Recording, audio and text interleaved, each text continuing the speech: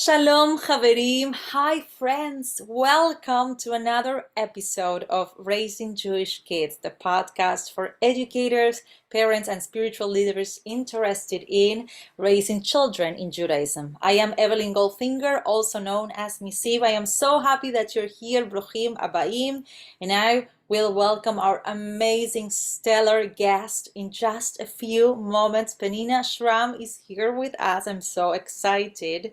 Before we dive in, let me just share with you that you can listen to this podcast on Apple Podcasts, Spotify, Amazon Music, and probably more soon. And that these conversations are brought to you inspired by my new book, Words from My Heart, a hands-on Jewish prayer book, which is an experiential way of getting closer to prayer, to pray with our hearts. And you can check it out at shalomeve.com. All right, now that we moved on from the introduction, I am so honored, thrilled, and blessed to welcome today with us the one and only Peninnah Schram. Peninnah Schram, also known as the mother of renewal Jewish oral tradition, is a professor emerita at Yeshiva University and a Jewish storyteller. Author of 14 folktale books, Jewish stories of love and marriage, folktales, legends, and letters with Sandy Eisenberg Sasso. Her biography is Peninnah's World, A Jewish Life in Stories, authored by Karen Schnur-Neal. We'll talk about that in a bit. It's fantastic. It's a fantastic book, and it really illustrates Peninnah's magic. It was published in 2021 by Hamilton Books. Peninnah received the Covenant Award for Outstanding Jewish Educator, the New Cage's Kavod Lemora Prize, and the NSN's, the National Storytelling Network's Lifetime Achievement Award. All right, let's welcome everybody. Peninnah Schram. Hi, Peninnah. Hi, Evelyn. It's so wonderful to see you and to be with you and with everyone else, because you are lovers of stories and becoming storytelling in your life, in your home, in your careers. You are storytellers. And sometimes we might say storyteller educator, because we're always teaching through story in the most beautiful way to teach. I completely There agree. we go. Yeah.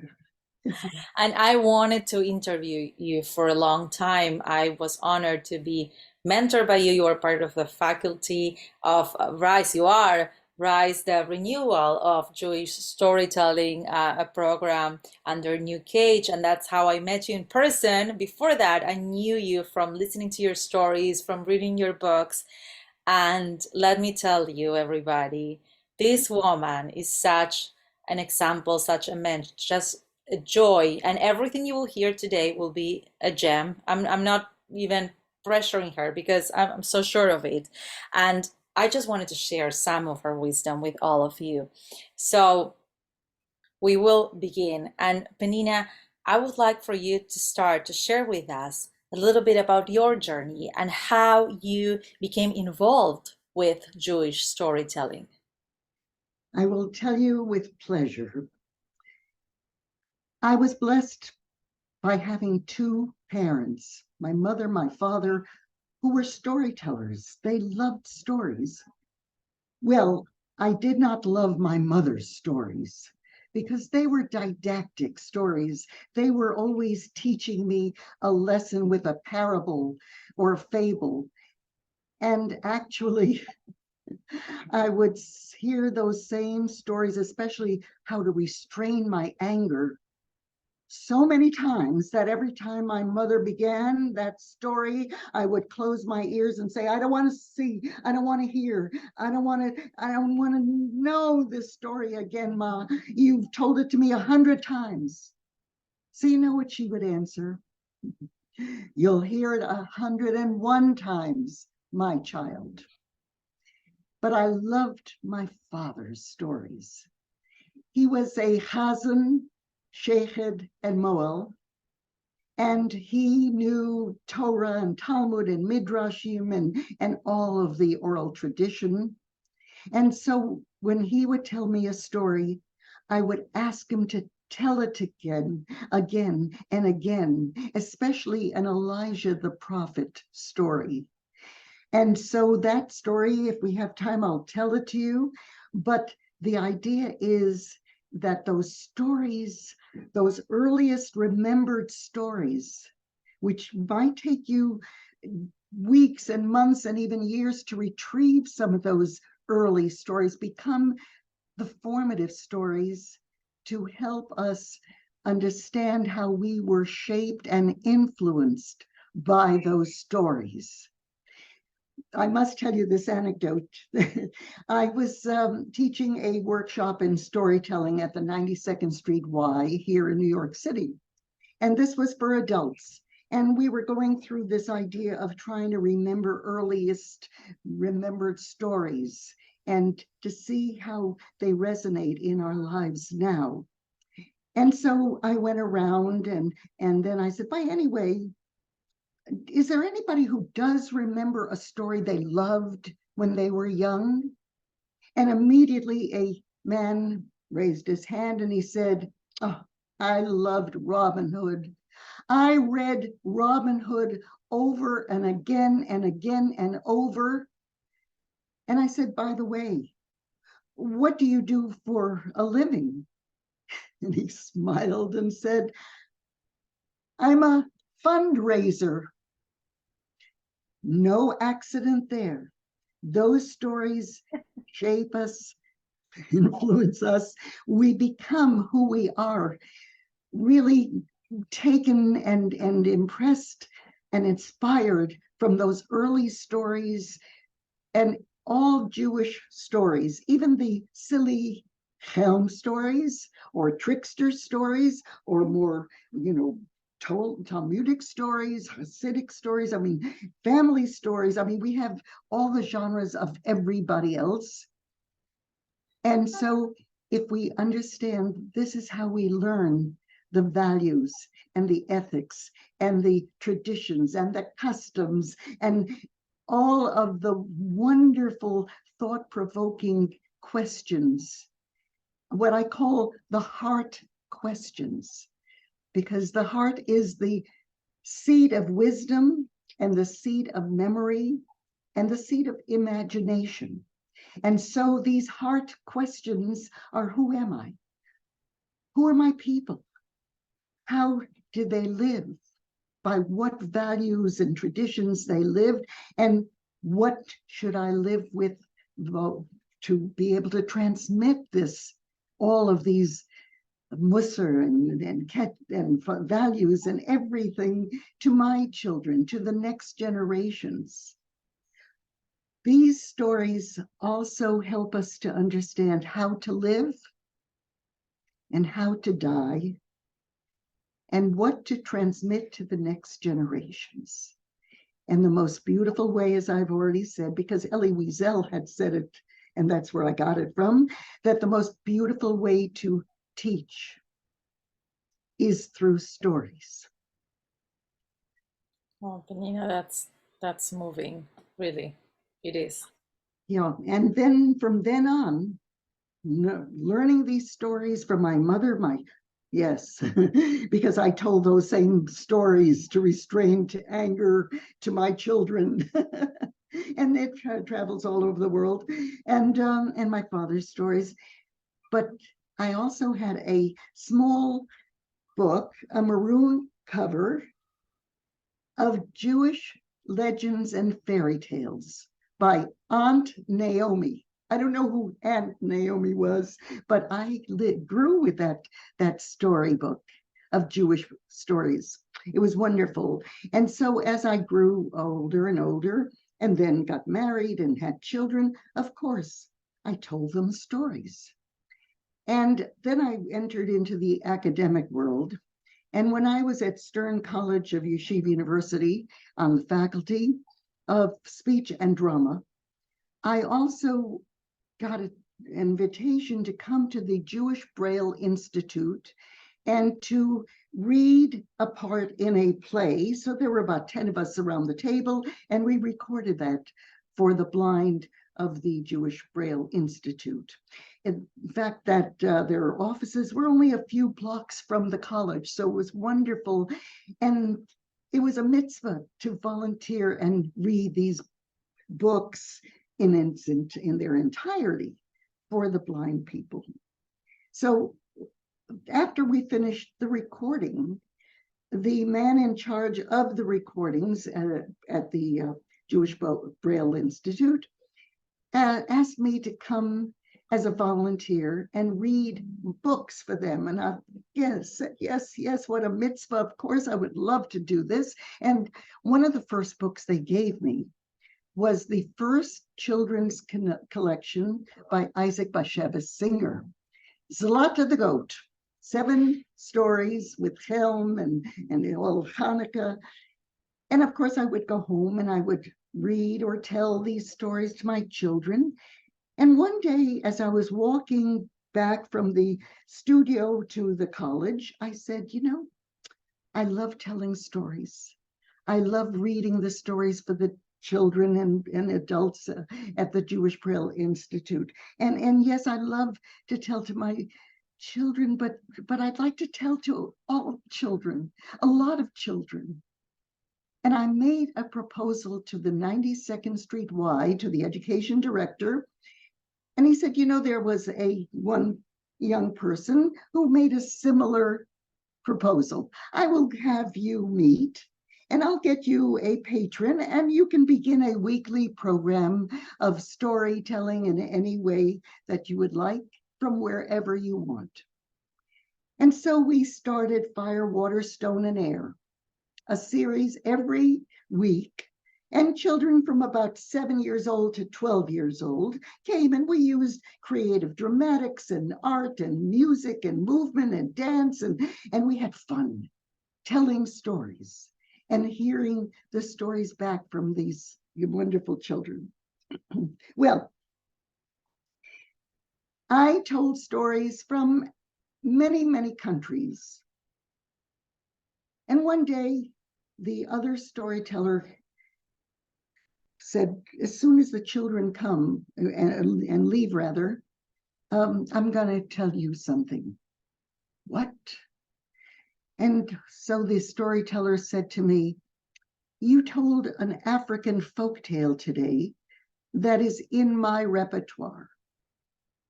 I would like you not to tell the stories again, but just you stay with telling Jewish stories. And the way the storyteller said it to me, I felt like I had been, slapped on the face. I was shocked. I was surprised. What? And tears came to my ears. I remember that. I don't remember what I said, probably okay. And then I started really researching and searching for more Jewish stories that I love and needed to tell. And I loved knowing more about Judaism and learning and knowledge coming through the books I was gathering and reading and rehearsing stories. And then a few weeks later, I got a call inviting me to the Jewish Museum in New York on Fifth Avenue and to be their storyteller in residence, taking exhibits or objects and weaving stories around that theme or holiday or other occasions.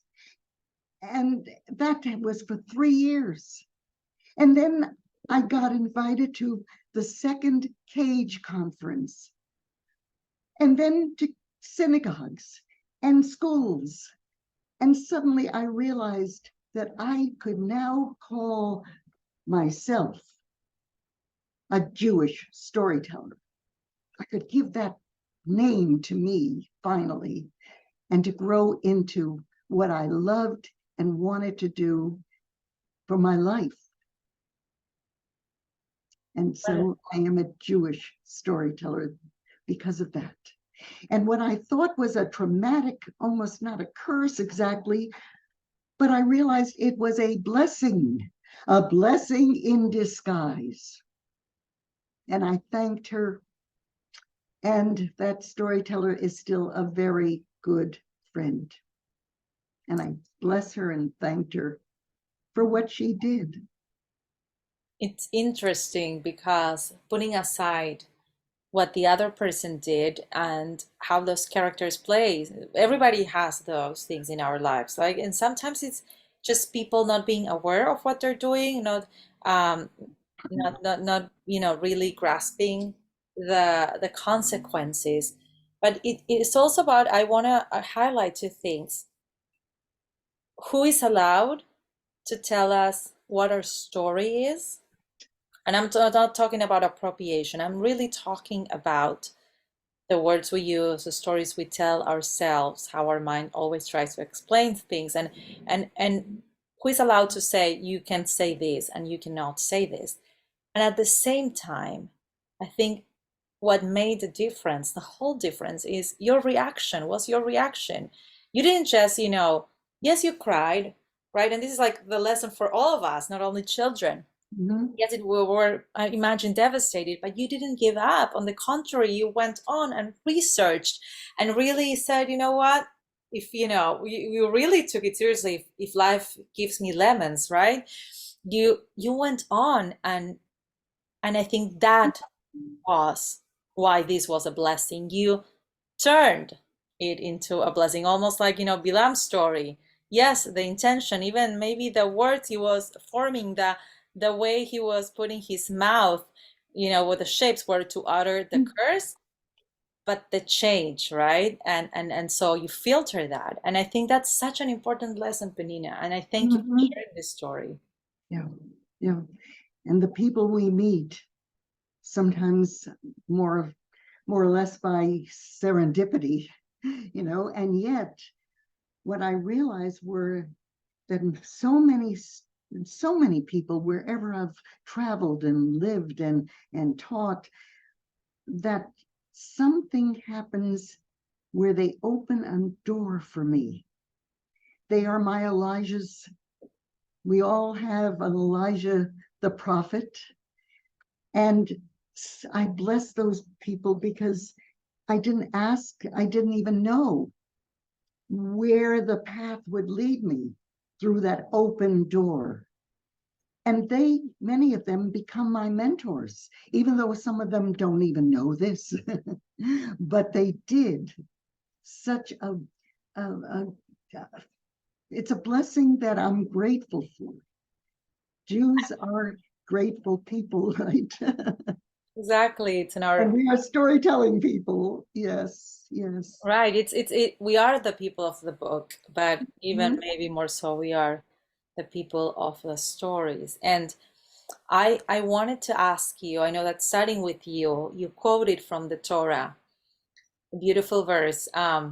It talks about telling stories to our children. And we just finished Pesach, and now we are on our way to Har Sinai. But first, we have a big stop, which is Yom HaAtzmaut, coming out of Yom HaShoah and going into Yom HaZikaron, and then Yom HaAtzmaut, and celebrating modern Israel. And and I would love to hear that teaching from you and to share with everybody what the Torah tells us regarding stories and regarding telling our story to the next generation. Well, I'll ask a question first. We are a people of questioning and wrestling with Hashem. And it, I learned at some point that if you were to enter the yeshiva, you begin with the laws, with Halachah, Vayikra. And yet Torah begins with, in the beginning, Bereshit, stories. Stories, the whole Bereshit, relationships and love and other things go on, beginning in that Garden of Eden with, you can smell and see the pomegranate trees and maybe an apple tree, yes.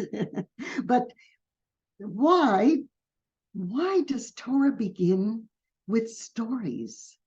rather than halachah? Well, just ponder on that wonderful question. And when I've learned from Hertz and Hirsch, Hertz, the Hertz Humash, and other people, when we kind of brainstorm and riff around with this question, it's because we could give one of the best gifts we can give to our children. And that is a sense of wonder and curiosity. Without wonder and curiosity, the heart is the seat of imagination. Look at that word, imagination.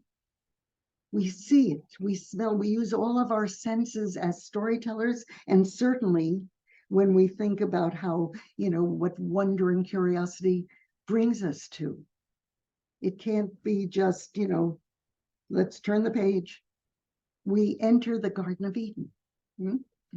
And so that is wonderful about Torah. Now, Deuteronomy chapter 31 and its pasuk, verse 13, is where Moses was told to gather the people and to tell them the story, to retell them and keep telling them, the men, the women, the children, and especially the children or the people who were not there, who had not experienced those events and adventures and the crossing of the Reed Sea and all of that, yes?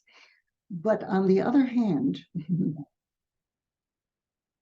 we are there as if we were there, I should say. When we hear a story and imagine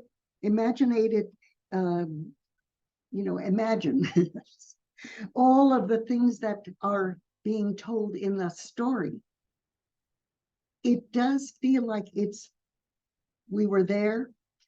We reweave that story into our lives, what resonates with us, with our own visual things that we are, remembering, and maybe from our home because we're close to it. If I say tree, what tree do you imagine? Is it a tree you had in your backyard or your front yard, or somewhere you saw in a beautiful garden in another country? Or a tree? Is it, or a chair? Is it a rocking chair? Was it wood? Was it another kind of style, etc.? What was it? A throne? So we make the story our own through our eyes and ears and tastes and all of the senses. And that means we were there. I love that. Yeah, isn't it? It's magical. It is magical. Yes. And stories are very powerful, and in spite of the social media, or because of all of the digital media, we need stories. There is no substitute for the human voice. You can try to duplicate it on a robot or something, but it's the human voice, because storytelling is the first human activity in the world. Bereshit.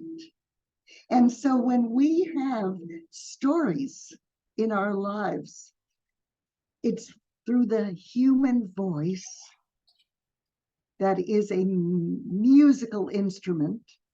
And when you're telling a story, you look at the person as you're telling.